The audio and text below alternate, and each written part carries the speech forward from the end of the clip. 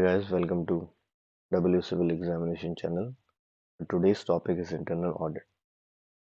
We have already recorded that video, but due to some technical error, we have to record it again. एक voice issue आ गया था और उस voice issue को resolve करने के लिए हमें इसे दोबारा रिकॉर्ड करना पड़ रहा है। तो आइए चलते हैं नेक्स्ट स्लाइड पर और देखते हैं कि आखिर हमने क्या क्या पढ़ा। सबसे पहले हमने पढ़ा था इंटरनल ऑडिट के बारे में, जो कि लास्ट वीडियो में डिस्कस हो चुका है। इसका जो मेन पर्पस था वो था इम्प्रूव करना इफेक्टिवनेस ऑफ रिस्क मैनेजमेंट और कंट्रोल्स को और गवर्नेंस प्रोसेस को। तो ये हम पहले भी पढ़ चुके हैं और थ्रू आउट द सीरीज ये हम बार बार देखते रहेंगे। Now let's move to some MCQ. तो आइए चलते हैं कुछ एमसीक्यूज जानते हैं जो कि हमने लास्ट वीडियोस में डिस्कस किए थे, और उन एमसीक्यूज के थ्रू जो टेस्ट सीरीज में आए हुए क्वेश्चंस हैं उनके थ्रू हम जानेंगे कि हमने क्या क्या अब तक पढ़ा है। तो सबसे पहले क्वेश्चन है क्वेश्चन नंबर 1, जो आपके स्क्रीन पर है। I suggest you to pause the video और अटेम्प्ट द क्वेश्चन। तो पहला क्वेश्चन यहाँ है आपके स्क्रीन पर। इस क्वेश्चन को देखेंगे तो आपको कुछ बहुत सारी चीजें समझ में आएंगी। इसमें 4 ऑप्शन दिए हुए हैं। First option is administrative authority, second is legal authority, third is chief accounting authority and fourth is cadre controlling authority. तो लास्ट टॉपिक पढ़ने के बाद आपको समझ में आया होगा कि जो सीजे है उसके क्या क्या वर्क है और कौन सी चीजें इसमें डिफाइन की गई और इंटरनल ऑडिट में क्या क्या होता है। चलते हैं इसी क्वेश्चन के ऊपर। तो क्वेश्चन में लिखा हुआ है कि वो कौन सी अथॉरिटी है जो रिस्पॉन्सिबल है मिनिस्ट्री और डिपार्टमेंट के फुल और प्रॉपर रिकॉर्ड्स फाइनेंशियल ट्रांजैक्शंस को मेंटेन करने के लिए, एक सिस्टम बनाने के लिए, प्रोसीजर बनाने के लिए और इंटरनल कंट्रोल्स को इंश्योर करने के लिए कि वो बैलेंसेस रहे, और प्रोसीजर बनाने के लिए जो कि सारे कंट्रोल्स को चेक में रखें और चेक बैलेंसेस बनाएं इन सभी चीज़ों पर, ताकि कोई अनऑथराइज, इरेगुलर और वेस्टफुल एक्सपेंडिचर ना हो पाए। तो उस अथॉरिटी को हम बोलते हैं चीफ अकाउंटिंग अथॉरिटी। और ये चीफ अकाउंटिंग अथॉरिटी हम जैसे भी पहले भी पढ़ चुके हैं, ये सेक्रेटरी ऑफ द मिनिस्ट्री और डिपार्टमेंट होता है। तो अब आगे चलते हैं। इस चीफ अकाउंटिंग अथॉरिटी के बारे में हमें पता चला। तो चीफ अकाउंटिंग अथॉरिटी के क्या क्या पावर्स हैं, हमने एक ही क्वेश्चन से बहुत सारी चीज़ें, बहुत सारा डेटा कलेक्ट किया। तो जब आप टेस्ट सीरीज को अटैम्प्ट करेंगे, क्वेश्चंस को अटैम्प्ट करेंगे, तो आपको वहाँ पर एक बेनिफिट यहाँ होगा कि आप एक क्वेश्चन पढ़ेंगे और उसमें मल्टीपल डेटा और मल्टीपल चीज़ें होने की वजह से आप बहुत कुछ जान सकते हैं, और उसके एक्सप्लेनेशन में आपको पूरा डिटेल एनालिसिस भी मिलेगा।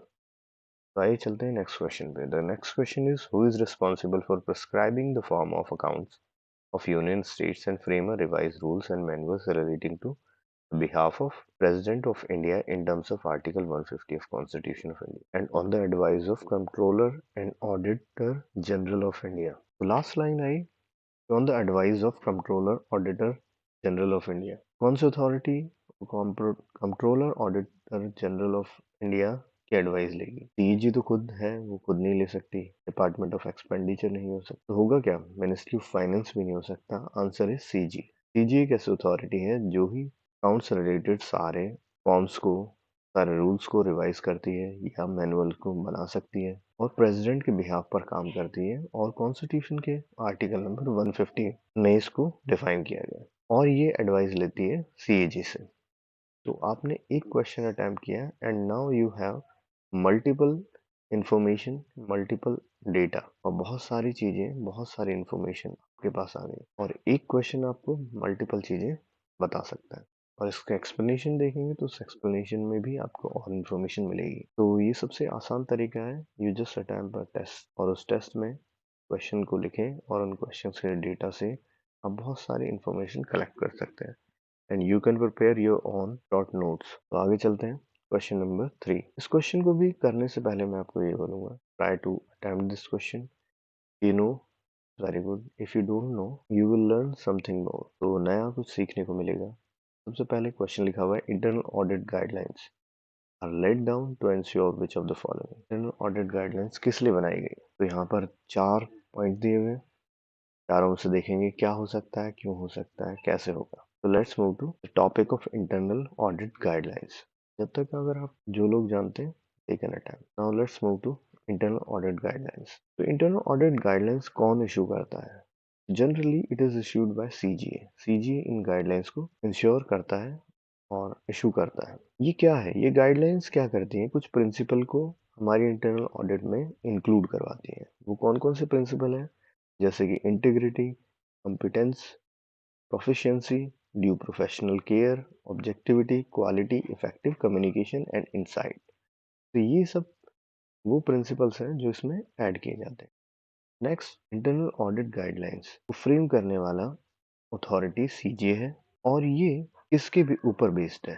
ये बेस्ड है जो स्टेक होल्डर ऑफ गवर्नमेंट है उनके ऊपर बेस्ड है कि जो हम गाइडलाइंस बना रहे हैं वो स्टेक होल्डर्स के लिए किस तरीके से वर्क करेंगी। अब क्योंकि ऑडिटिंग जो है वर्ल्ड वाइड होता है तो कुछ इंटरनेशनल स्टैंडर्ड्स भी हैं और उस इंटरनेशनल स्टैंडर्ड्स में हमारे पास है एक इंस्टीट्यूट ऑफ इंटरनल ऑडिटर्स। ये एक बेंचमार्क सेट करता है ग्लोबल बेस्ट प्रैक्टिसेस के लिए और ये हमारी गवर्नमेंट के द्वारा और अदर गवर्नमेंट्स के द्वारा भी फॉलो किया जाता है। इसलिए इंटरनल ऑडिट गाइडलाइंस को हमने स्टैंडर्डाइज किया है। इतना पढ़ने के बाद अब हम ये 3 क्वेश्चन अटेम्प्ट कर सकते हैं। पहला क्वेश्चन है what are internal audit guidelines? ये आप सब लोग जानते हैं। You know, it's well and good. If you don't know, आप इसको पढ़ेंगे और पढ़ने के बाद में अपने नोट्स बनाएंगे और सोचेंगे थोड़ा कि ये क्या होती है। तो ये क्या है? Second, why internal audit guidelines are essential? ये एक इंपॉर्टेंट पॉइंट है, क्यों आखिर एसेंशियल है ये?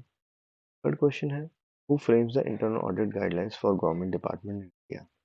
अब एक पूरा पैराग्राफ पढ़ने के बाद, इंटरनल ऑडिट गाइडलाइंस पढ़ने के बाद हम इन 3 क्वेश्चंस को कर सकते हैं। आई होप आप लोग अंडरस्टैंड कर चुके हैं इस चीज़ को। अगर नहीं किया है तो इसको एक बार फिर पढ़ें और सारा पढ़ने के बाद में नेक्स्ट वीडियो आने से पहले आप ये सारे क्वेश्चंस अपने आप अटेम्प्ट करें। और आप हमें भेज भी सकते हैं कि आपको क्या लगता है इंटरनल ऑडिट गाइडलाइंस के बारे में और इन तीनों क्वेश्चंस का क्या आंसर होगा। अगर आप लोग नहीं कर पाएंगे तो नेक्स्ट वीडियो के अंदर हम इन तीनों क्वेश्चन को इंक्लूड करेंगे और इन तीनों क्वेश्चंस के आंसर आपके सामने लेकर आएंगे कि आप कैसे इफेक्टिवली इनके आंसर्स बता सकते हैं।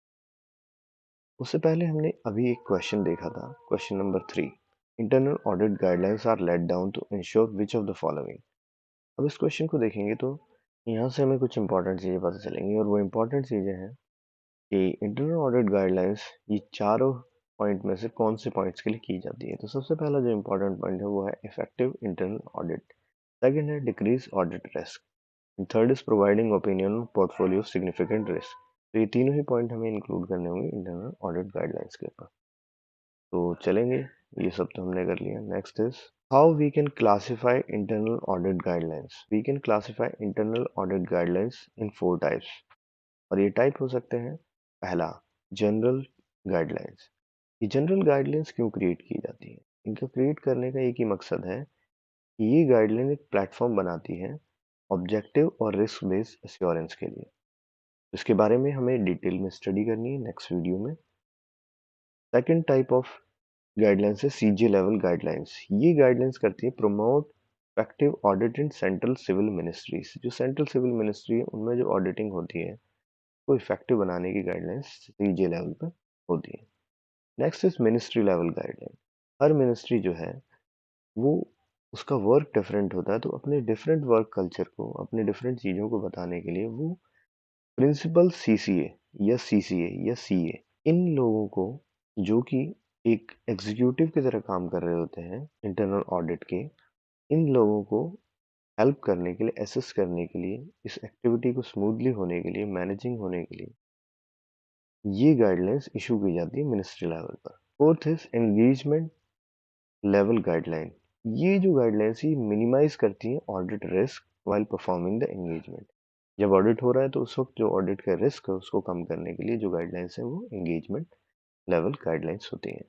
ये सारी गाइडलाइंस हम नेक्स्ट वीडियो में डिटेल में पढ़ने वाले हैं। टिल देन आप इन सबको पढ़ेंगे और पढ़ने के बाद में इन पर जो क्वेश्चंस आपने देखे थे उन क्वेश्चंस को अटेम्प्ट करेंगे। हम और भी टेस्ट सीरीज के क्वेश्चंस ऐसे ही वीडियोस में इंक्लूड करते जाएंगे और ये जितना भी कंटेंट हम लेके आ रहे हैं ये वैल्यू एडिशन प्रोग्राम के अंडर है और ये with the help of Parshu app के द्वारा आ रहा है। Till then bye bye, see you in the next video. Subscribe our channel W civil examination और डाउनलोड करें हमारी ऐप परशु और परशु पे जाकर आप पूरे कोर्स को कर सकते हैं। ये फ्री ऑफ कॉस्ट है क्योंकि ये वैल्यू एडिशन प्रोग्राम में हमने आपको कुछ एक्स्ट्रा देने के लिए एफर्ट किए हैं, तो ये एफर्ट एज ए कोर्स वहाँ पर आपको मिल सकता है।